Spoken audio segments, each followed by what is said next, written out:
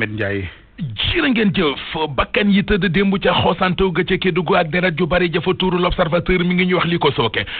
bil yéenekaay bi dogal bu préfet bi jël jëm ci anam yi ñuy jëlee ñi war a liggéey ca mine ya loolee moo taal dëkk ba démb ci manifester yu fa amoon ca la benn waaye bu ñu naan Bakary Cissokho di mag ci meeru dëkk ba ñàkkee bakkanam ak beneen waaye boo xam ne ab orpailleur la bu dëkk ci Burkina Faso bu weesoo ñaar ñooñee faatu ca manifestation yi l'observateur nee nañu am na lépp fukki doomi aadama yu ci jëlee gaañu-gaañu jàpp nañu lépp ñeent fukki doomi aadama ci ñi doon manifester ñaari nit yu ñàkk seen bakkan lu ëpp fukki nit yu am ay gaañu-gaañu Vox Populi nee nañu lii mooy bilan bi tukkee ci ñaxtu yi amoon démb ca Xosanto ga ca Sabadola ga ca Saraya ga ca Kédougou arrêté préfectoral bi sooke manifestation yi Vox Populi mi ngi ñuy wax ne annulé nañu ko ba dañuy wax it ne tey ji danañu amal ab CRD spécial ca gouvernance bu Kédougou ngir seet ñuy régler problème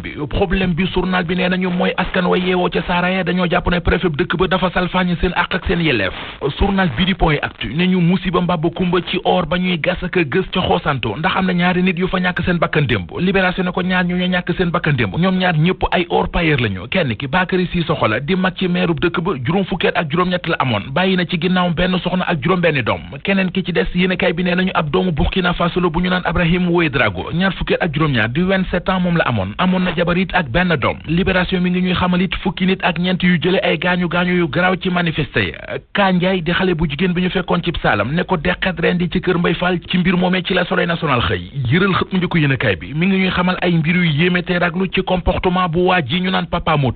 Moto mooy waa ji ñu jàpp ne mooy ki faat xale bu jigéen bi jamono ji nag Soleil national nee nañu kenn xamul fu ko jant bi di tiim ndax dafa daw ñu dox dellu ci l'observateur mi ñu xamal ne Abdoulaye Samoura di kankurang bi ñu jamoon paaka mu faatu ca Tamba xaritam bi ñu ne moo ko def ñu naan ko Thierno Kanté jàpp nañu ko ñoo ngi ko jàppee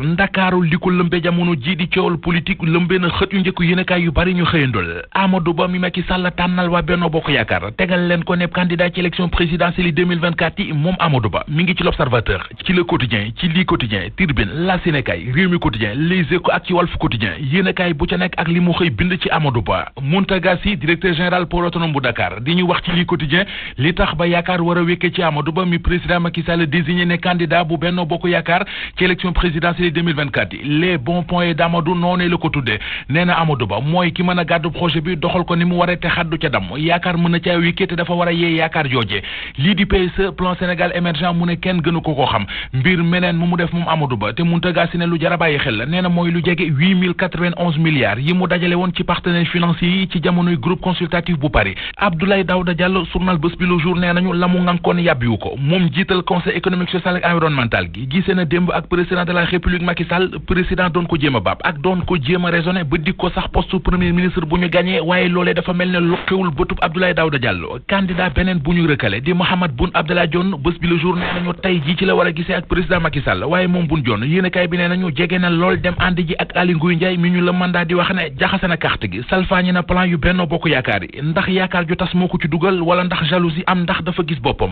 moom ci jëmi boppam di Aly Ngouille Ndiaye yoon yu mu jël direct ci news nee nañu bu ca yaakaare maire yi ca département bu Linguère tàkk na ndax ci fukki maire ak juróom-ñeent ya fa nekk fukk ak juróom-benn yépp ànduñu ak moom Mame Boye Diao ci Source A moom directeur général caisse des dépôts et consignation journal bi nee nañu nit la ko bari ay xarkanam yu wuute bu ko neexee mu doon militant discipliné bu ko neexee mu doon ab activiste pire ba muy wax ci boppam keroog ca télévision Futurs Médias Source A nee nañu dégg nañu ko ca waxam ja mu wax ca lu jara bàyyi xel journal bi nañu moom Mame Boye Diao nee na ni mu yaroo ak ni mu màggee moo ko def ni mu mel tey ndax moom pël la bu juddoo ci biir joolaay yaayam ji ko jur di ab séeréer mu màggee Kolda ca Mandangi jabaram di joola xaritu benn bakkanam bi mu màggal di ab catholique yooyu yëpp nag nee na moom la dajale ba tax mu mel ni mu mel tey ji anki dina kay ci li mu xëy mooy ci candidat yi bëgg a doon président de la république bu Sénégal présidentielle des inconnus mooy li journal bi bind boole ko nag ak photo bu Khalifa Ababacar Sall bu Amadou Ba bu Aminata Touré bu Anta Babacar Ngom boobu Idrissa Seck ak boobu Karim Wade Source A mel ne ku naan ko doole ci Birima Mangara ndax ministre du budget ba woon di Birima Mangara li mu fas yéene mooy ànd ak waa àndaat defaraat Sénégal doon candidat samp am dëndëm ngir suubu ci élection présidentielle 2024.